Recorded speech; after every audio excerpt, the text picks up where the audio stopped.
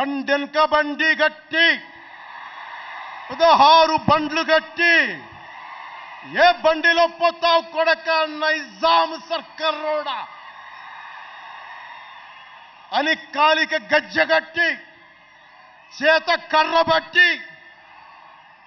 కాలిక గజ్జ కట్టి ఆటనే పాటనే ఆయుధంగా మలిచిన వాడు యువత గుండెల్లో పోరాట స్ఫూర్తిని నింపిన వాడు